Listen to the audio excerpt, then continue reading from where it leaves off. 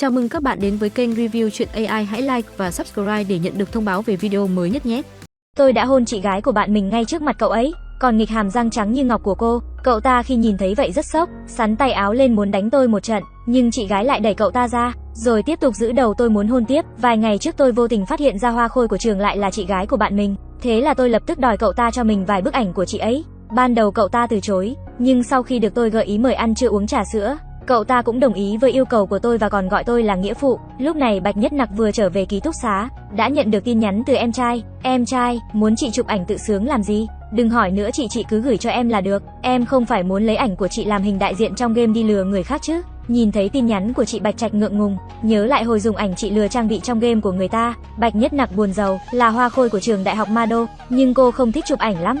Dù gì nhan sắc của cô cũng không cần phải sử dụng các phần mềm chỉnh sửa ảnh làm gì cả. Ảnh chụp tự sướng trong điện thoại chưa nổi 5 bức, nhưng không thể chịu nổi sự nũng nịu của em trai, liền chụp đại một bức gửi cho nó. Em thấy bức này được không? Mặc dù góc chụp ảnh không đẹp, cũng chẳng thấy tí ánh sáng nào, thêm ánh đèn gì chứ, nhưng nhan sắc vẫn rất đỉnh. Wow, chị đúng là chị gái tốt của em. Cái này được rồi. Sau đó Bạch Trạch lập tức gửi ảnh cho tôi. Phi ca, ảnh của chị gái tôi gửi rồi nhé, cậu nhìn xem thế nào. Và khi tôi nhận được bức ảnh, cũng nhận được phần thưởng từ hệ thống 5 vạn tệ, tôi bật cười, bởi vì mới vài tiếng trước, tôi đã nhận được một hệ thống chỉ cần tán chị gái của bạn thân là sẽ được thưởng, vậy nên mới ngay lập tức đòi xem ảnh, nhưng không ngờ chỉ với một hành động nhỏ như vậy đã thưởng 5 vạn tệ. Quả nhiên mật mã giàu có là cần phải tán được chị gái của huynh đệ, người anh em, đã hứa với cậu rồi, đi thôi, đến căng tin ăn cơm, muốn ăn gì thì cứ gọi. Bạch Trạch đột nhiên trở nên phấn khích, nghĩa phụ tại thượng, lữ bố trôi giạt nửa đời người, chỉ hận không gặp minh chủ, nếu nghĩa phụ chịu lo cho con xin bái làm nghĩa phụ. Cậu ta thao thao bất tuyệt, khiến tôi không biết nên cười hay khóc. Đến nhà ăn chúng tôi gọi một bữa trưa sang trọng và bắt đầu ăn. Bạch Trạch nói, Phi ca, hôm nay thứ bảy, chiều có đi quán net không? Tôi còn chưa đáp lại, hệ thống phát ra tiếng báo, đồng ý đến quán net chơi game, nghĩ cách để chị gái Bạch Trạch giao một ly Americano đá, thưởng một lần bốc thăm. Nghe vậy tôi quyết đoán đồng ý yêu cầu của cậu ta. Sau khi ăn xong chúng tôi nhanh chóng đến quán net, vừa ngồi xuống tôi đã hỏi, người anh em, tôi thấy hơi khát, cậu có khát không? Phi ca, cậu muốn uống gì? Tôi xuống mua, tớ muốn uống đồ ở quán Starbucks đối diện với trường chúng ta, một ly Americano đá. Bạch Trạch mặt ngắn tũn lại, có nghĩa là tớ phải chạy về trường mua sao? Không cần phiền như vậy, bảo chị gái cậu mang cho chúng ta 2 ly. Chị tớ, Bạch Trạch nghe thấy ngơ ra. Phi ca, tớ thấy khả năng không cao, thường ở nhà chỉ có chị sai bảo tớ thôi. Không sao, cậu thử hỏi thôi mà. Cũng được, Bạch Trạch gật đầu, sau đó lập tức gọi cho chị gái. Chị giờ chị có rảnh không? Có chuyện gì thế? Em và bạn cùng phòng vừa ra khỏi trường, chúng em định đi mua sắm. Vậy gọi điện làm gì? Chị à, em và Phi ca đang ở trong câu lạc bộ quán net cà phê mị lực quang ảnh. Hiện giờ có hơi khát nước, giúp tụi em ra cổng trường mua 2 ly Americano đá mang đến cho tụi em với. Tiểu tử, coi chị đây là lao động miễn phí hả? Có thể giúp được, nhưng... Bạch Trạch nghe thấy có drama, lập tức hỏi, nhưng cái gì? Chị nói, miễn là chị chịu mang Americano đá đến đây, điều kiện gì chị cứ nói, em trai của chị chắc chắn không từ chối. Chuyển 50 tệ xem. Chị à, chị là lừa đảo sao?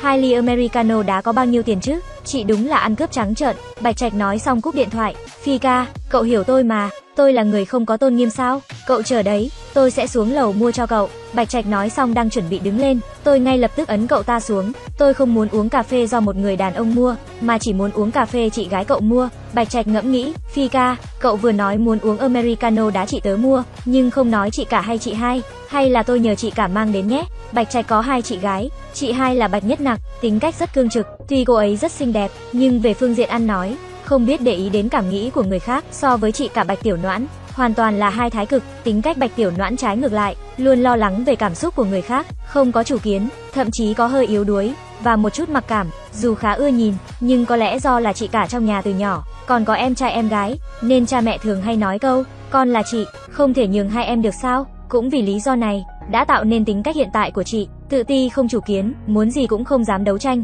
Tôi nghĩ một lát, không vấn đề gì, dù gì yêu cầu của hệ thống là chỉ cần tán chị gái của huynh đệ tốt là có thể nhận được thưởng. Điều đó có nghĩa là dù là chị cả hay chị hai của Bạch Trạch, mình đều có thể nhận phần thưởng, niềm vui nhân đôi, tuyệt vời. Tôi đồng ý với kiến nghị của Bạch Trạch. Sau đó cậu ấy lập tức gửi tin nhắn cho chị cả. Chị cả ơi, em và huynh đệ đang ở quán cà phê internet dưới trường, chị ra cổng trường mua giúp em 2 ly Americano đá, mang đến cho chúng em nhé. Lúc này, tại ký túc xá nữ của Đại học Mado, trong phòng của các học tỷ năm 3, một người dáng đẹp, khá cao ráo, tóc dài, cô gái không nhận ra mình xinh đẹp, cúi đầu nhìn xuống, sau đó gõ vài chữ rồi gửi đi. Em trai, là quán ở gần trường đấy à? Câu lạc bộ mị lực quang ảnh đúng không? Được rồi, gửi tin xong, Bạch Tiểu Noãn liền ra ngoài mua cà phê. Phi ca, chị tôi đồng ý rồi, sẽ mang đến ngay. Tôi gật gật đầu, ha ha ha, có điều huynh đệ, trước kia chỉ nghe cậu nói về chị hai, hình như không nói nhiều về chị cả nhỉ, không ngờ cậu có hai chị liền, còn sao nữa, chị hai tính kiêu ngạo một chút, nên khá nổi tiếng trong trường, nhưng chị cả thì hoàn toàn khác, chị cả tính cách hơi tự ti, quá yếu đuối, trong trường học như người tàng hình, nên tớ mới ít khi nhắc đến. Một lát sau, có tiếng gõ cửa từ bên ngoài, tôi quay lại nhìn, một cô gái cao ráo, với mái tóc dài màu hồng xuất hiện trong mắt, ngoài 2 ly Americano đá còn mang đến rất nhiều đồ ăn vặt, thấy vậy Bạch Trạch đứng dậy nhân lấy Americano đá, chị cả yêu chị quá, còn mua nhiều đồ ăn vặt vậy. Lúc này ánh mắt tôi chăm chú nhìn Bạch Tiểu Noãn, Bạch Tiểu Noãn nhận thấy tôi nhìn không rời mắt, thậm chí không có ý định quay đi, còn chẳng kiêng dè, nhìn chằm chằm vào mình như vậy, khuôn mặt nhỏ lập tức đỏ bừng, rồi vô thức cúi đầu khều Bạch Trạch nói, cái đó, chị về trước đây. Khi Bạch Tiểu Noãn nói câu này, giọng trở nên rất nhỏ, không chỉ bởi vì sự hiện diện của một người lạ, mà ngay cả ở nhà, bình thường nói chuyện, Bạch Tiểu Noãn nói cũng không to, chị cả chị có bận gì không? Hay là chờ lát cùng tụi em đi ăn cơm luôn? Bạch Trạch vừa nói vừa vỗ vai tôi, với vẻ mặt ngây thơ cậu ta chính thức giới thiệu tôi với chị cả, đây là huynh đệ tốt của em, Trần Phi. Tôi lập tức đứng dậy, em chào chị, em là Trần Phi, bạn của Bạch Trạch, học cùng lớp với Bạch Trạch, bạn của Tiểu Trạch à, chào em. Bạch Tiểu Noãn nhẹ nhàng nói, đáng lẽ theo lẽ thông thường sẽ nên bắt tay nhau cho tình cảm, nhưng tay của Bạch Tiểu Noãn lại thụt trong tay áo, sau đó cổ tay áo còn đặt cạnh miệng. Ti ti, hệ thống đưa ra nhiệm vụ, đề nghị túc chủ tiến lên trao cho Bạch Tiểu Noãn một nụ hôn, tạo sự kinh ngạc cho Bạch Tiểu Noãn, túc chủ có thể nhận được phần thưởng. Thấy nhiệm vụ ngẫu nhiên mà hệ thống bất ngờ giao cho mình, hay lắm, hệ thống lại chơi kiểu gì vậy?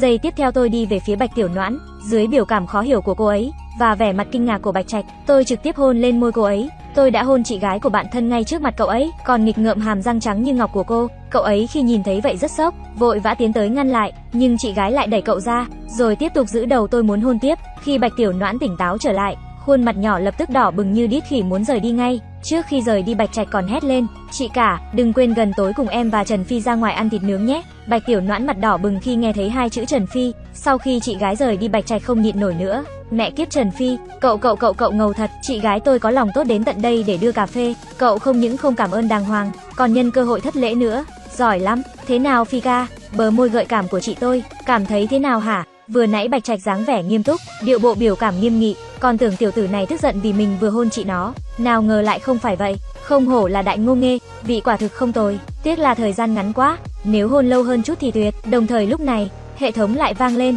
túc chủ vừa hoàn thành nhiệm vụ ngẫu nhiên, nhận được phần thưởng, nâng cao thể chất. Ngay lập tức tôi cảm thấy cơ thể mình tràn đầy năng lượng, tinh thần sảng khoái. Huynh đệ, chúng ta có phải là bạn tốt nhất không? Nếu đã là huynh đệ tốt nhất, vậy thì chị gái cậu cũng là chị gái của tớ, một người em như tớ, hôn chị gái thì có sao đâu, rất bình thường mà, sao có thể dùng từ thất lễ chứ? Dùng từ không đúng. Nghe tôi nói nghiêm túc như vậy, não của Bạch Trạch như bị đoản mạch. Phi ca, lời cậu nói hình như không sai, nhưng tôi luôn cảm thấy có gì đó không ổn. Bên đây Bạch Tiểu Noãn vừa về đến trường, đã gặp mấy bạn cùng phòng. Tiểu Noãn, sao vậy? Cậu không phải mang cà phê cho em trai à? Sao vừa mới về mặt đã đỏ bừng vậy? Cậu không phải chạy đi gặp con trai đấy chứ? Không nhìn ra đấy Tiểu Noãn, có phải đang yêu rồi không? Trung thực khai báo, nhanh lên, vừa rồi có phải bị bạn trai hôn rồi không? Nếu không thì sao mặt của cậu lại đỏ như vậy? Bạn cùng phòng bắt đầu trêu chọc. Bạch Tiểu Noãn nghe xong mặt vừa mới bớt đỏ đi chút lập tức lại đỏ bừng lên. Không có. Bạch Tiểu Noãn vội vàng lắc đầu, người mắc chứng sợ xã hội như cô không dám đề cập đến chuyện vừa xảy ra trong quán net. Được rồi Tiểu Noãn,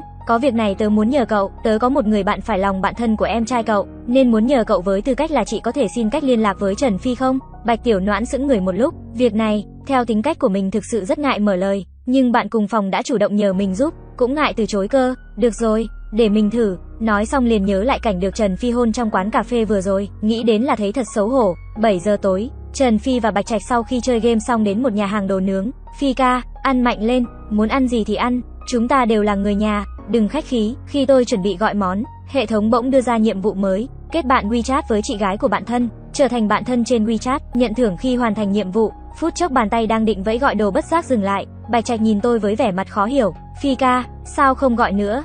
Tôi từ từ đặt menu xuống, bình tĩnh hỏi, tớ muốn nói gọi chị gái cậu ra ăn cùng, chờ sau khi chị cậu ra, chúng ta hãy gọi món. Bạch Trạch nghe hiểu liền, vội gửi tin nhắn cho chị gái. Chị cả ơi, đến ăn thịt nướng, 2-1. Bạch Tiểu Noãn lúc này đang ở trong thư viện chuẩn bị về nhà, thấy tin nhắn của em trai, liền nhớ đến chuyện ban ngày, hay là mình không nên đi thì hơn, em và bạn đi ăn, chị đi không hợp lắm. Bạch Trạch thấy vậy nhắn lại, không sao đâu, chị mau đến đây đi, nếu chị không đến, chúng em sẽ không động đũa. Chị gái bất lực chỉ đành đồng ý. vậy chị đến ngay đây. Phi ca, ok rồi, chị tới ngay đây, cậu gọi đồ trước đi. Sau khi trả lời tin nhắn xong Bạch Trạch ngô nghe nhìn tôi cười. Một lát sau Bạch Tiểu Noãn ôm theo một cuốn sách tới, vừa ngồi xuống, Bạch Tiểu Noãn đã mở lời. Cái đó, Trần Phi đúng không? Bạn của bạn chị, muốn xin cách thức liên lạc với em. Nhưng vừa nói xong Bạch Tiểu Noãn liền có chút hối hận, cảm thấy mình rất giống như đang bịa ra vậy, lo sẽ bị hiểu lầm. Vì vậy cô ấy vội vàng giải thích, thực ra là một người bạn của bạn cùng phòng chị lần trước ở sân thể dục, vô tình nhìn thấy em, biết em là bạn của em trai chị, nên muốn nhờ chị xin điện thoại của em. Trần Phi rất ngạc nhiên, muốn điện thoại của em làm gì? Đưa điện thoại cho họ em dùng bằng gì? Trong lòng tôi rất rõ, đối mặt với Bạch Tiểu Noãn bị ảnh hưởng từ gia đình, một cô gái tự ti sợ giao tiếp xã hội như cô, giả là trai thẳng là cách hiệu quả nhất, như mong đợi. Chỉ với một câu nói đã trực tiếp khiến Tiểu Noãn ngơ người. Bạch Trạch ở bên cạnh lúc này không nhịn nổi nữa. Ha ha ha, Phi ca, cậu không ngờ còn là trai thẳng hơn tớ. Ý của chị gái tớ là muốn xin số điện thoại của cậu, có thế mà không hiểu. Đúng là cần có một người bạn hiểu nhanh. Chị em nói không sai chứ? Muốn xin số điện thoại Trần Phi đúng không? Là ý đó. Bạch Tiểu Noãn vô thức gật đầu, nhưng nhận ra có gì đó không ổn. Không phải chị muốn xin, mà là bạn của bạn chị. Lúc này tôi không nói thêm lời dư thừa nào nữa, quyết đoán lấy điện thoại ra thêm liên lạc của Bạch Tiểu Noãn. Bạch Tiểu Noãn cũng rất xấu hổ, nhưng không biết nên giải thích thế nào, bỏ đi, quay về chuyển danh thiếp WeChat cho bạn của bạn cùng phòng. Cô thầm nghĩ trong lòng như vậy, sau đó cúi đầu im lặng ăn. Chị ăn no rồi. Bạch Tiểu Noãn sau khi ăn vài miếng, liền trực tiếp nói câu đó và chuẩn bị đứng dậy về trường. Chị mới ăn được mấy miếng chứ, vội về như vậy làm gì? Ngồi xuống ăn thêm chút nữa đi. Thôi, chị thực sự no rồi. Bạch Tiểu Noãn nhẹ nhàng nói. Ngồi xuống. Tôi đột nhiên ngữ khí có chút hung dữ nói. Bạch Tiểu Noãn lập tức kinh hãi, cơ thể dường như không nghe lời, rồi ngồi xuống, không dám ngẩng đầu lên. Phi ca, cậu bình tĩnh chút đi, tớ không phải đã nói với cậu rồi sao? Chị tớ rất là cái đó, cậu mà còn hung dữ chút nữa, là chị tớ sẽ sợ phát khóc mất. Bạch Trạch lúc này đang trách tôi, và tôi phớt lờ cậu ta, trực tiếp cầm lên một xiên thịt nướng, sau đó đưa cho Bạch Tiểu Noãn, ăn một miếng. Bạch Tiểu Noãn ngẩng đầu lên nhìn, rồi vội nhìn ra chỗ khác, cúi đầu xuống, hai tay đặt lên đùi xoa xoa quần. Em bảo chị ăn một miếng. Tôi giả vờ hung dữ một lần nữa. Nếu chị không ăn, em có thể đút vào miệng cho chị. Bạch Tiểu Noãn sợ đến mức sắp tè ra quần, chỉ đành nhận lấy xiên thịt từ tay tôi và cắn một miếng. Mẹ kiếp, Phi ca, không phải tớ đã nói với cậu rồi sao? Dịu dàng với chị tớ một chút, đừng hung dữ với chị ấy. Nhìn xem cậu dọa chị ấy sợ kìa. Bạch Trạch bên cạnh đang nói, nhưng giây tiếp theo tôi đã thực hiện một thao tác khác. Được rồi, ăn một miếng rồi phải không? Trả lại cho em đi. Trả lại cho em cái gì? Bạch Tiểu Noãn có chút bối rối, còn chưa chờ phản ứng của cô, tôi trực tiếp giật lấy xiên thịt nướng vừa đưa cho Bạch Tiểu Noãn, sau đó cắn vào chỗ Bạch Tiểu Noãn vừa cắn xong. Thấy vậy Bạch Trạch mới phản ứng lại. Giỏi thật, Phi ca, cậu thích làm kiểu đó hả? Vừa mới hung dữ chị tôi, bây giờ lại giở trò này. Cậu đúng biết cách lôi kéo cảm xúc. Lúc này mặt Bạch Tiểu Noãn cũng đỏ bừng. Chị ăn no rồi, tạm biệt. Cô chào một tiếng rồi vội vàng rời đi. Chờ cô ấy rời đi xong, Bạch Trạch không kìm được. Phi ca, cậu là ý gì vậy? Cố ý trêu chị tôi? Tiểu tử cậu không phải thích chị tôi rồi chứ? Buổi chiều ở ký túc xá mới xin ảnh của chị hai tôi xong, bây giờ thì tán tỉnh chị cả là sao hả? Tôi vỗ vỗ vai Bạch Trạch, vẻ mặt nghiêm túc nói, huynh đệ cậu nghĩ nhiều rồi, tớ chỉ đùa cho vui thôi. Tớ là loại người đi tán tỉnh chị gái của huynh đệ sao? Cậu coi tớ là hạng người gì vậy? Phạt rượu. Bạch Trạch nghe vậy rất hài lòng. Được, là tớ lòng dạ tiểu nhân, tự phạt 3 ly. Lúc này nhiệm vụ vẫn chưa hoàn thành, tôi biết còn một việc phải làm. Cái đó huynh đệ, trở về bảo với chị cậu, thêm cách thức liên lạc của tớ. Tớ không có ý gì khác, chủ yếu chúng ta là anh em. Tôi tỏ vẻ nghiêm túc thuyết phục, nhưng Bạch Trạch vừa nghe đã thấy không đúng lắm. Phi ca, lúc nãy không phải cậu đã thêm liên lạc của chị tôi rồi sao? Còn thêm gì nữa? Tớ vừa thêm là của chị cả của cậu, vẫn chưa thêm liên lạc chị hai của cậu. Bạch Trạch đảo mắt. Được rồi, tối nay về nhà tớ sẽ nói với chị hai xem. Bạch Trạch tiểu lượng không tốt, bây giờ đã say rồi. Người anh em đừng bận tâm, WeChat của chị cả và chị hai của tớ đều để cậu thêm vào. Nếu không thể thêm tớ sẽ trực tiếp ăn phân. Bên kia lúc này, Bạch Tiểu Noãn đã trở về ký túc xá. Khi mở cửa vào thì thấy bạn cùng phòng đang trò chuyện. Ây dô, Bạch Tiểu Noãn về sớm thế. Trong số đó nữ sinh có tính cách vô tư nhất, lúc này vội chạy tới, nói với Tiểu Noãn, việc tớ nhờ cậu giúp, bây giờ thế nào rồi? Thông tin liên lạc của Trần Phi bạn của em cậu ý, cậu đã giúp tớ lấy chưa? Lấy được rồi. Bạch Tiểu Noãn gật đầu trả lời, bây giờ tớ sẽ gửi nó cho cậu. Nói xong liền gửi thông tin liên lạc sang bên đó, nhưng sau khi gửi qua còn đặc biệt gửi cho Trần Phi một tin nhắn.